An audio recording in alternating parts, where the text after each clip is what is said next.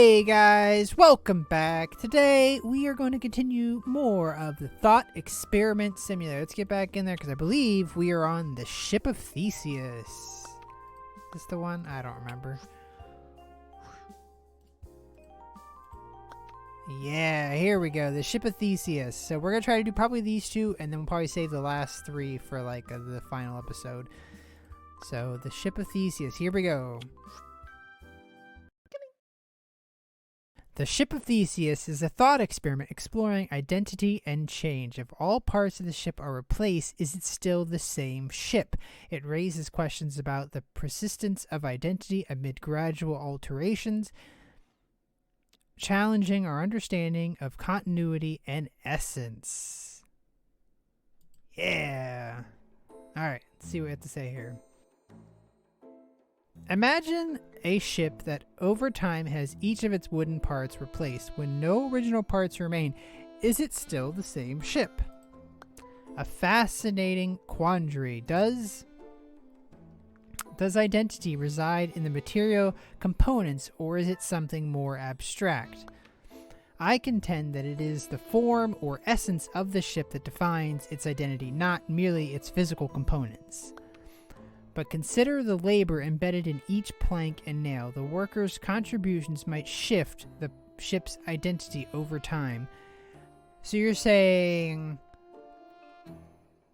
what if, hang on here, because what if the material that you used for the original ship is different, and thus, like if you use a particular log, let's say this log for the ship, for a wooden ship, was used and it was really good for ships, but maybe over time they gradually decided let's shift to a different type of a tree, and thus the tree is different, and thus the properties that the ship originally had no longer exist because the tree that it was made from has different properties in the original tree. Holy cow. Okay, I think we got this. That is an interesting perspective. The essence, then, is dynamic, influenced by those who interact with it. Well, okay, so I'm talking about the material. He's talking about the actual people who build it. So if you have someone who's super skilled and takes her time and fixes everything perfectly versus someone who, say, is brand new, who doesn't know everything and doesn't do as nearly a good job at it, that's different. Yes, and what if parts of the original ship are used to build another? Which one, if any, retains the ship's true essence? So you're basically saying take it apart and rebuild it somewhere else. It seems the identity might also be tied to its function or purpose. The ship's meant for battle or for trade. Does its use not influence what it essentially is? True, the purpose can indeed redefine the essence. The function it serves could bind the identity as much as the form. This thought experiment also reflects on us, doesn't it? Are we not, like the ship, a sum of continuously replaced parts, ideas, and experiences?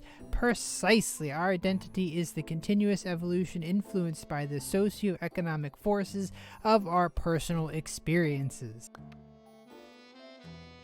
It's intriguing to see identity as fluid rather than fixed, influenced by both internal and external factors. And thus, just as with the ship, our own identities are not tied to the permanence of an original self, but the ongoing process of change and growth. The material conditions of our lives, the labor and relationships we engage in, continuously shape and reshape who we are. So it could be said that the Ship of Theseus is a mirror of our own selves, reflecting the paradoxes of identity and change. Woo boy! Here we go. Yes please, I would like to play the Ship of Theseus. Set sail on a ship destined to test the very fabric of identity, piece by piece. As obstacles strike and parts falter, your decisions will redefine what it means for something to remain truly itself. A section's down! What do I do? Fetch a new one to maintain our course. Oh. Each new component challenges our understanding. Whoa! What's this character doing here? This isn't part of the plan. Yeah, wait, that's Could I not get in allowed, is trouble it? for Oh, this? wait, or maybe it is. Wait, you're telling me this is public domain now? I was gonna say. Whew, okay. Carry on then. That's allowed now. Does this new part sustain the ship's identity, or subtly alter its very Oh essence? no, but With each hang on, replacement, Shark, chill. does the essence of our ship remain, or does it transform? Relax, I can't get to you fast enough. Do I have to replace all We've these sustained parts? a hit. Ready the spares for repairs. Okay, I'm not fast enough. A new piece. Perhaps a step toward rebirth, or merely a mask for decay. A sudden jolt. Check Hey, which part needs dinosaur. swapping out. Each new part weaves What into if the I- fabric what if of I its do history. this? But does the original spirit endure? Oh my goodness gracious, I can't do this. As we rebuild, one must ponder. Is it restoration? Or are Why we didn't that go crafting there? a new Does that not go identity? there? Okay. Oh boy, are we crafting a new identity? I mean, it is still the same. Is the ship still the same when its parts are no longer original? Or has it evolved? I mean, it's essentially That evolved. hit took a Oh, toll. come on! Let's I patch can't the ship do up. this fast With enough. every replacement, are we holding onto the past? Or embracing a new future? I mean, we're kinda. It is. Is this I continuity guess- or change? I mean, it's the same Each ship if segment you continue to. redefines the whole. But it is a different ship, I guess. Oh my goodness, dude. I can't keep up with you. You're too much. I think the captain of the ship needs to be having a talking to because he keeps running into things. That jolt shook loose apart. Let's shore it up with something new. Let's stop hitting everything. Also, the parts I put out there are just broken immediately. That's not fair.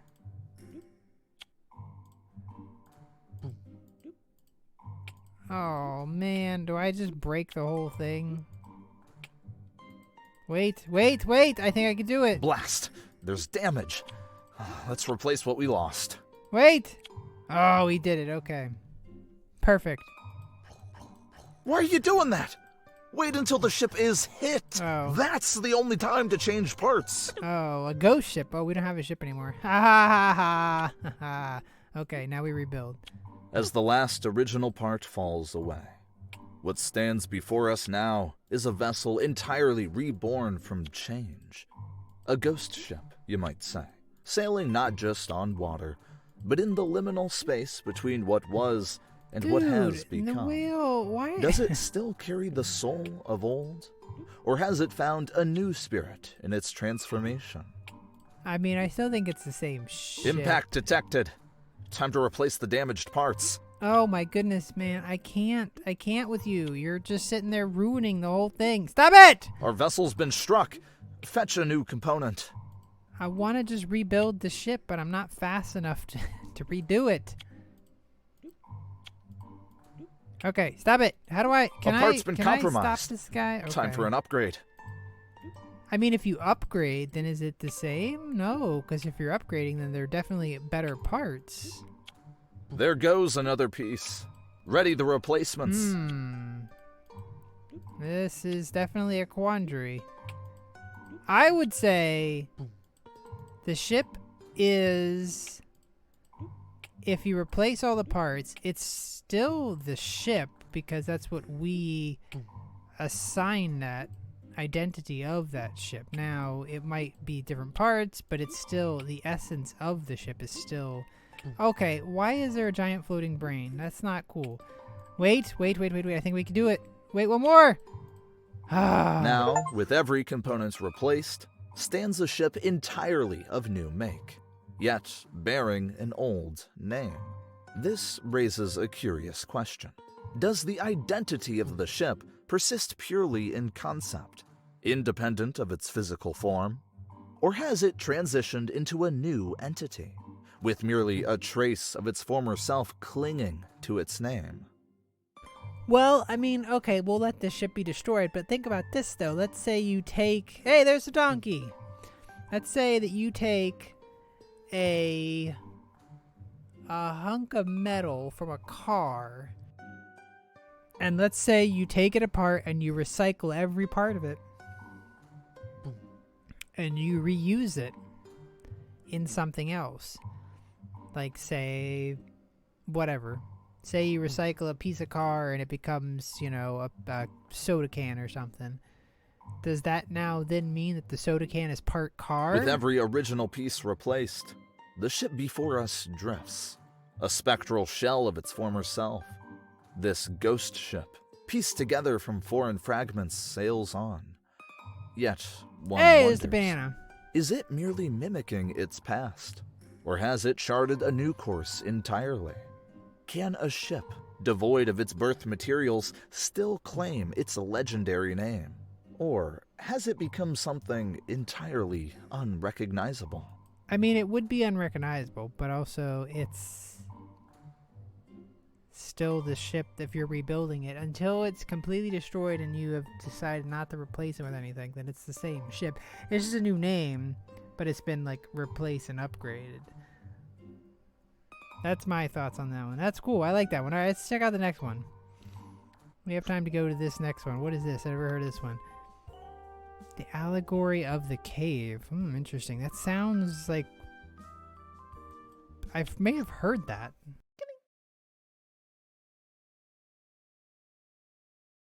The Allegory of the Cave depicts prisoners chained, perceiving shadows as reality. When freed, they discover a world of true forms, a metaphor for a philosophical enlightenment. It symbolizes a journey from ignorance to knowledge and the challenge of perceiving ultimate truth. Yes. Okay. Not sure if I'm full on this one. We'll see. Okay. Welcome, friends. Today, let us discuss the Allegory of the Cave, a theory close to my heart. Imagine prisoners chained, knowing only shadows as their reality. Intriguing. It suggests that these shadows are false knowledge then. What happens when the prisoners are freed? Plato argues that upon being freed, they confront the sun's light, the truth. It's a painful but enlightening transition. Precisely, it symbolizes our journey from ignorance to knowledge, but how do you think one handles such profound change? Transitioning from darkness to light is never simple. It's a gradual acceptance of new realities, much like integrating new mathematical truths. And it speaks volumes about the human condition. Our minds are often chained to traditional norms, much like those prisoners to the shadows. True, breaking free from societal norms can be as disorienting as moving from shadow to light. Understanding this can teach us compassion. Moreover, it shows the importance of challenging our perceptions. We, especially women, must question the shadows we are shown. Absolutely. The process of enlightenment is akin to ascending a steep and rugged ascent. Once at the top, one must descend back to the cave and share that hard-earned knowledge. Yes, it is enough to ascend one. It's not enough to ascend. One must also return to help illuminate the paths of others. That's the essence of education and reform. We uplift society not by hoarding knowledge, but by sharing and teaching. Indeed, and each of us has a role in challenging and changing the perception around us, no matter where we are. A lifelong endeavor, really. Tell me, how do you both view the role of educators in a metaphorical ascent from the cave? As an educator, I see it as guiding the hand that holds the lantern, not merely providing the light. And to ensure that the light is not too harsh or it blinds rather than leads, it's about guidance towards understanding, not dictation. Wise words. We must nurture the flames of curiosity gently and allow each to find their way out of their own cave at their pace. Yes, and as they climb, they gather tools, philosophy, science, ethics to navigate this complex world. It is a delicate balance to empower. It is a delicate balance of empowerment and instruction. We're tasked with igniting the mind, not merely filling it. Each liberated mind then becomes a torchbearer, enlightening others. Such is the ripple effect of true knowledge. And in each discussion, we reshape the shadows into understanding, gradually brightening the collective cave of human existence. Nice. Yes, please.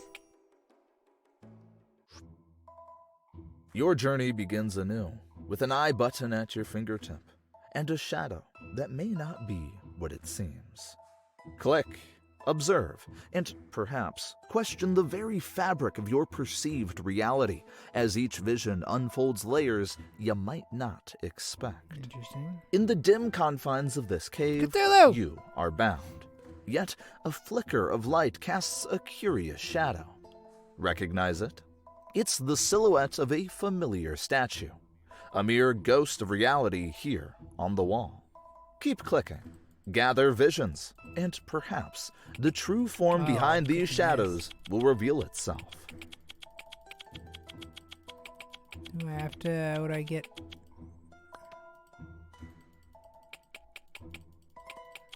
Is this like another clicker game? Oh my goodness.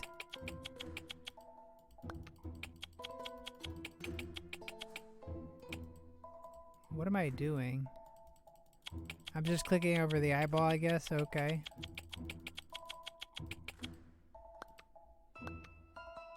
Oh my god, this is the clicker game.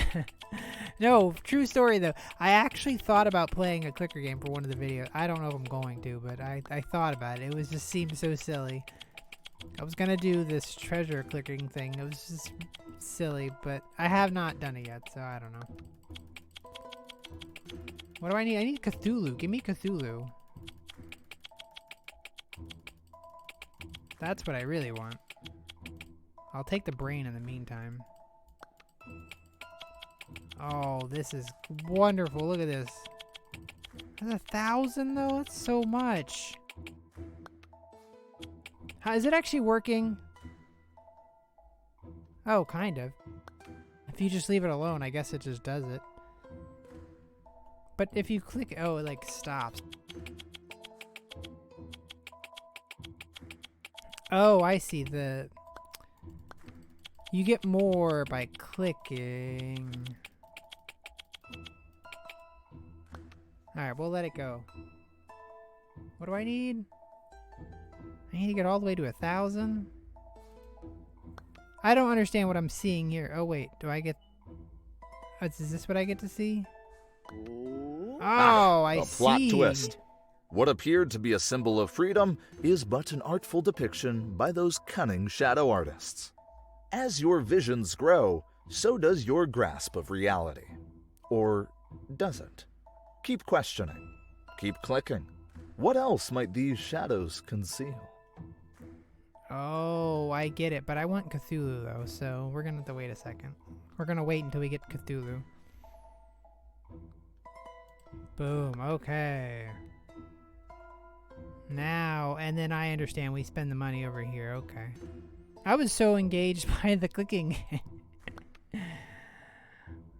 How long is it going to take me to get to this thing? Not too long, I guess. Give me at least. I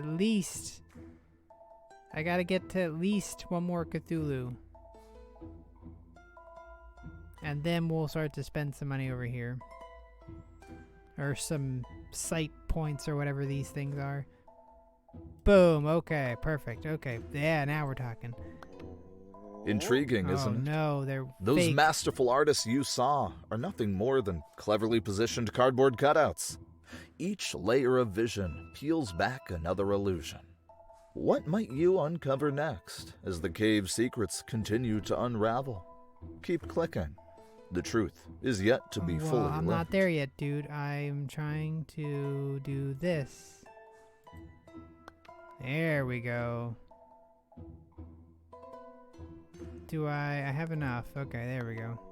As your visions accumulate, the stage widens, revealing that what you thought was reality is just a part of a grander performance.